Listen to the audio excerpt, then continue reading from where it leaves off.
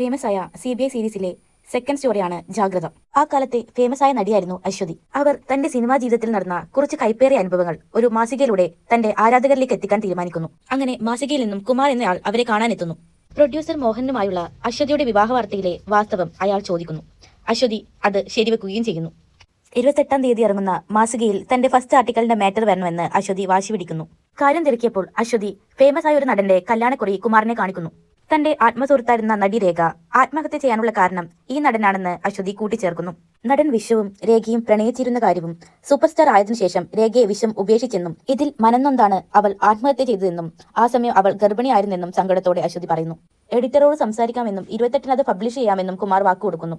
ഇരുകാലികളുടെ ലോകമെന്ന അശ്വതിയുടെ article പുറത്തു വന്നതോടെ വിശ്വത്തിന്റെ കല്യാണം മുടങ്ങുന്നു. ഇതിൽ കലിപൂണ്ട വിശ്വം അശ്വതിയുമായി വഴക്കുണ്ടാക്കുകയും അവളെ വെല്ലുവിളിക്കുകയും ചെയ്യുന്നു. ഒരു പെണ്ണ് നിങ്ങളുടെ കാലിൽ കെട്ടിപ്പിടിച്ച് കരഞ്ഞു, ഉപേക്ഷിക്കരുതെന്ന് പറഞ്ഞു. അന്ന് നിങ്ങൾ അവളെ ആട്ടി പുറത്താക്കി. ചാൻസ് അന്വേഷിച്ച് മദ്രാസിൽ തെണ്ടിത്തിന് നടന്ന കാലത്ത് നിങ്ങൾ തീറ്റിപ്പോറ്റിയത് അവളാണെന്ന് പോലും ഓർക്കാതെ സ്വന്തം കുഞ്ഞാണ് അവളുടെ വയറ്റിൽ വളരുന്നതെന്ന് അറിഞ്ഞുകൊണ്ട് തന്നെ നിങ്ങൾ അവളെ പരസ്യമായി തേവിച്ചെന്ന് വിളിച്ചു. വിശ്വത്തിന്റെ പക അടങ്ങിയിരുന്നില്ല. അയാൾ അശ്വതിയെ കൊല്ലാൻ ബാബു എന്ന വാടക കൊല്ലാളിയെ ഏൽപ്പിച്ചു. അങ്ങനെ ഒരു കള്ളത്താക്കോൽ നിർമ്മിച്ച് ബാബു അശ്വതിയുടെ റൂമിലേക്ക് കടക്കുന്നു. എന്നാൽ അതിനുള്ളിലെ കാഴ്ച കണ്ട് വാടക കൊല്ലാളിയായ ബാബു പോലും ഒന്ന് ഞെട്ടി.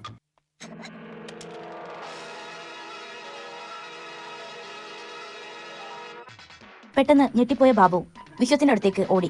എന്നാൽ വിശ്വത്തിനോട് ബാബു താനാണ് അശ്വതിയെ കൊന്നതെന്നാണ് പറഞ്ഞത്. ആർക്കും സംശയമൊന്നും തോന്നാതിരിക്കാൻ കെട്ടിത്തൂക്കിയെന്നും കൂട്ടിച്ചേർത്തു. പോലീസ് എൻക്വയറി നടത്തി.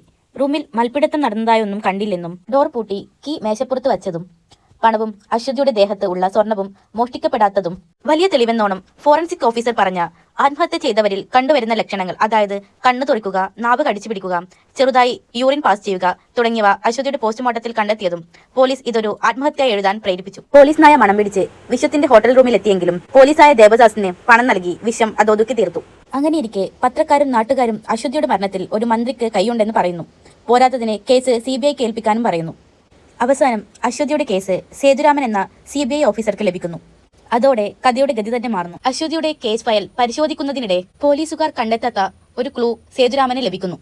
അങ്ങനെ സേതുരാമൻ തന്റെ സബോർഡിനേറ്റായ ചാക്കോയെയും വിക്രമിനെയും കൂട്ടി കൃത്യം നടന്ന സ്ഥലത്തേക്ക് എത്തുന്നു. ചാക്കോയെ അശ്വതി ആത്മഹത്യ ചെയ്യാൻ ഉപയോഗിച്ച അതേ മെറ്റീരിയലിലുള്ള സാരി വാങ്ങാൻ പറഞ്ഞുവിടുന്നു.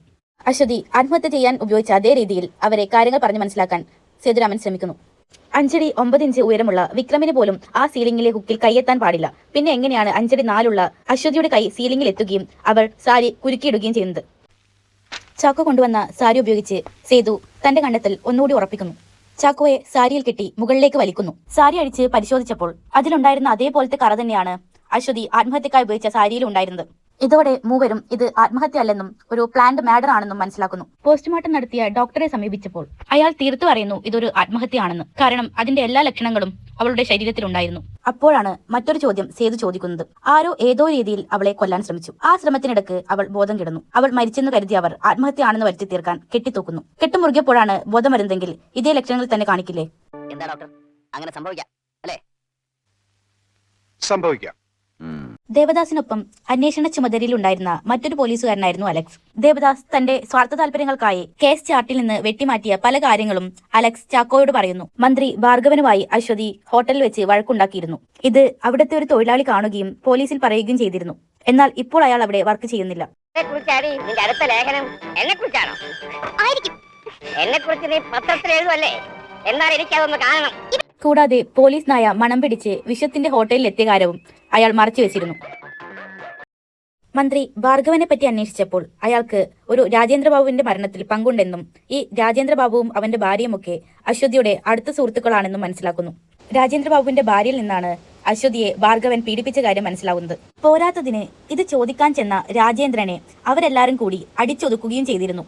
ഈ അനീതിക്കെതിരെ രാജേന്ദ്രൻ ഒരു തെരുവ് നാടകം സംഘടിപ്പിച്ചു. ഇതുകൂടി ആയപ്പോൾ ഭാർഗവന്റെ ദേഷ്യം അതിരുകടക്കുകയും അയാൾ രാജേന്ദ്രനെ ഇല്ലാതാക്കുകയും ചെയ്യുന്നു. രാജേന്ദ്രബാബുവിന്റെ മരണം ഒരു അപകട മരണമായി ചിത്രീകരിക്കാൻ പലരും അധികാരം കൊണ്ട് ശ്രമിക്കുന്നുണ്ടെന്നും തനിക്ക് കിട്ടിയ ഈ അവാർഡ് നിഷേധിക്കുകയാണെന്നും ഒരു ഓപ്പൺ വേദിയിൽ വെച്ച് പറയുന്നു.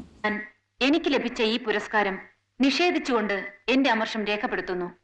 ഹോട്ടലിലെ ഒരു റിസപ്ഷനിസ്റ്റ് തന്റെ സാലറിക്ക് അതീതമായി കുറെ ഫോറിൻ സാധനങ്ങൾ വാങ്ങിയതായി വിക്രം കണ്ടുപിടിക്കുന്നു. ചോദ്യം ചെയ്യലിൽ അത് ബാബു തന്നതായി അവൻ പറയുന്നു. ബാബുവിനെ അശ്വതി മരിച്ചെന്ന് താൻ കണ്ടെന്നും കണ്ട വിവരം പോലീസിനോട് പറയാതിരിക്കാനാണ് തനിക്ക് പണം നൽകിയതെന്നും അയാൾ സമ്മതിക്കുന്നു. ബാബുവിനെ അന്വേഷിച്ചു ചെന്നപ്പോൾ CBIക്ക് മുന്നോടിയായി കുറച്ച് ആൾക്കാർ വന്ന് അയാളെ കൊണ്ടുപോവുകയും കൊല്ലാൻ ശ്രമിക്കുകയും ചെയ്യുന്നു. അതിൽ നിന്ന് അയാളെ രക്ഷിച്ച് ചോദ്യം ചെയ്യുന്നു. വിഷമാണ് തന്നെ അയച്ചതെന്ന് അയാൾ സമ്മതിക്കുന്നു. പക്ഷേ താൻ എത്തുമ്പോഴേക്കും അവർ ആത്മഹത്യ ചെയ്തതായാണ് താൻ കാണുന്നതെന്ന് ബാബു സമ്മതിക്കുന്നു. അങ്ങനെയെല്ലാം കുഴങ്ങിയിരിക്കുമ്പോഴാണ് സേതു ഒരു കാര്യം ഓർക്കുന്നത്. അശ്വതിയുടെ ഫോട്ടോസുകളിലൊന്നും അശ്വതി സാരി ഉടുത്തതായി കണ്ടിട്ടില്ല. അശ്വതിയുടെ പെട്ടികൾക്കുള്ളിലും വേറെ സാരിയുമില്ല. ആയെ ചോദ്യം ചെയ്തപ്പോൾ അശ്വതി കൂടുതലായി മോഡേൺ വസ്ത്രങ്ങളാണ് ഉടുക്കാറെന്ന് അവർ പറയുന്നു. സിനിമയിൽ ഉപയോഗിക്കാറുണ്ടെന്നും എന്നാൽ അവസാനം അഭിനയിച്ച സിനിമയിൽ സാരിയുടെ ആവശ്യമില്ലെന്നും അവർ കൂട്ടിച്ചേർക്കുന്നു. അങ്ങനെ സാരി വീണ്ടും പരിശോധിച്ചപ്പോൾ അതിലെ ലേബൽ പൂർണ്ണമായി നശിച്ചിട്ടില്ലെന്നും അതൊരു പുതിയ സാരിയാണെന്നും മനസ്സിലാവുന്നു. ചുറ്റുവട്ടമുള്ള കടകളിൽ അന്വേഷിക്കുകയും സാരി വിറ്റ കട കണ്ടെത്തുകയും ചെയ്യുന്നു. അതിന്റെ ഓണർ വിറ്റയാളെ തിരിച്ചറിയാൻ പറ്റുമെന്നും കൂടി പറഞ്ഞപ്പോൾ സേതുവിന് ആശ്വാസമാകുന്നു. എന്നാൽ സംശയമുള്ളവരെല്ലാം കൂട്ടിച്ചേർത്ത് ഒരു തിരിച്ചറിയൽ പരേഡ് നടത്തിയപ്പോൾ കടക്കാരന്റെ മറുപടി കേട്ട് എല്ലാവരും ഞെട്ടുന്നു. തന്റെ കടയിൽ നിന്ന് സാരി വാങ്ങിച്ചയാൾ ഈ കൂട്ടത്തിലില്ലെന്ന് കടക്കാരൻ തറപ്പിച്ചു പറയുന്നു. മോഹന് ശക്തമായ അലിബയില്ലാത്തതിനാൽ സേതു മോഹനെ കാണാൻ ചെല്ലുന്നു. താൻ ഇറങ്ങുന്നതിന് തൊട്ടു മുൻപായി അശ്വതിക്ക് ഒരു കോൾ വന്നതായി മോഹൻ പറയുന്നു. അശ്വതി അവിടെ ഉണ്ടോ എന്ന് ചോദിച്ചായിരുന്നു ആ കോൾ. ഇതേ കാര്യം റിസപ്ഷനിസ്റ്റും പറഞ്ഞിരുന്നു. പോരാത്തതിന് ഫോണിലെ കൂടി ട്രെയിനിന്റെ സൗണ്ട് കേട്ടതായും അയാൾ പറഞ്ഞിരുന്നു. ചോദിച്ചത് അശ്വതി ഉണ്ടോ എന്ന്. എന്നിട്ട് നിങ്ങൾ എന്ത് പറഞ്ഞു? ഉണ്ട്, കണക്ട് ചെയ്യാമെന്ന് പറഞ്ഞപ്പോഴേക്കും ഡിസ്കണക്ട് ആയി. റെയിൽവേ സ്റ്റേഷനിൽ അന്വേഷിച്ചപ്പോൾ അയാൾ 2 നമ്പറിലേക്ക് വിളിച്ചതായി മനസ്സിലാകുന്നു. ഒന്ന് ഹോട്ടലിലെ നമ്പറായിരുന്നു. മറ്റേ നമ്പർ കണ്ടുപിടിക്കാൻ ഏർപ്പാട് ചെയ്യുന്നു. റെയിൽവേ പോലീസിൽ അന്വേഷിച്ചപ്പോൾ അയാൾ ഒരു കാര്യം പറയുന്നു. ഇവിടെ നിന്ന് ഓട്ടമെടുക്കുന്ന എല്ലാ വണ്ടികളുടെയും അതിലെ പാസഞ്ചറുടെയും ഡീറ്റെയിൽസ് എഴുതി വെക്കാറുണ്ടെന്ന്. അങ്ങനെ കൊലയാളിയുടെ ഡീറ്റെയിൽസ് സേതു തപ്പിയെടുക്കുന്നു. കൊലയാളിയുടെ ഓട്ടമെടുത്ത ഓട്ടോക്കാരനെ കണ്ടുപിടിക്കുന്നു. അങ്ങനെ മോഹനെ അറസ്റ്റ് ചെയ്യുന്നു. എന്നാൽ മോഹൻ വെറും ഡമ്മി പ്രതി മാത്രമായിരുന്നു. യഥാർത്ഥ പ്രതി മോഹന്റെ അച്ഛനായിരുന്നു. മോഹനിൽ കുറ്റം ആരോപിച്ചാൽ മോഹന്റെ അച്ഛൻ എല്ലാ കാര്യങ്ങളും തുറന്നു പറയുമെന്ന് CBIക്ക് അറിയാമായിരുന്നു. അതുപോലെ തന്നെ നടക്കുകയും ചെയ്തു. സത്യത്തിൽ മോഹനും അശ്വതിയും സഹോദരങ്ങളാണ്. മോഹന്റെ അച്ഛന്റെ മറ്റൊരു ബന്ധത്തിലെ കുട്ടിയാണ് അശ്വതി. താൻ ഡൈവോഴ്സ് നടത്തിക്കൊടുത്ത ഒരു സ്ത്രീയുമായി മോഹന്റെ അച്ഛന് ബന്ധമുണ്ടായിരുന്നു. അവർ പ്രഗ്നന്റ് ആണെന്ന് അറിഞ്ഞപ്പോൾ അയാൾ ഒന്ന് പേടിച്ചു. തനിക്ക് ആരുമില്ലെന്നും താൻ ഈ കുട്ടിയെ നശിപ്പിക്കില്ലെന്നും താൻ അതിനെ വളർത്തിക്കോളാമെന്നും ആ സ്ത്രീ പറയുന്നു. അച്ഛനാരാണെന്ന് താൻ ഒരിക്കലും ആരോടും പറയില്ലെന്നും സാറിനെ താൻ കുഴപ്പത്തിലാക്കില്ലെന്നും അവൾ വാക്കുകൊടുത്തു. മരിക്കുന്നതുവരെ അവൾ അവളുടെ വാക്ക് പാലിച്ചു. അവൾ ആരോടും പറഞ്ഞില്ല. എന്നാൽ തനിക്ക് അവൾ ആരാണെന്ന് അറിയാമായിരുന്നു. അതിനാലാണ് താൻ ഈ ബന്ധത്തിനെ എതിർത്തതും. താൻ പലതവണ അവളെ പിന്തിരിക്കാൻ ശ്രമിച്ചെങ്കിലും അവൾ കൂട്ടാക്കിയില്ല. തനിക്ക് വേറെ വഴിയുണ്ടായിരുന്നില്ല. സഹോദരങ്ങൾ വിവാഹം കഴിക്കുന്നത് കാണാൻ കഴിയാത്തതുകൊണ്ടും താൻ സത്യം തുറന്നു പറഞ്ഞാൽ ഉണ്ടാകുന്ന മാനക്കേടിനെ ഓർത്തും അവൾ ഇല്ലാതാകുന്നതാണ് നല്ലതെന്ന് താൻ ഓർത്തു.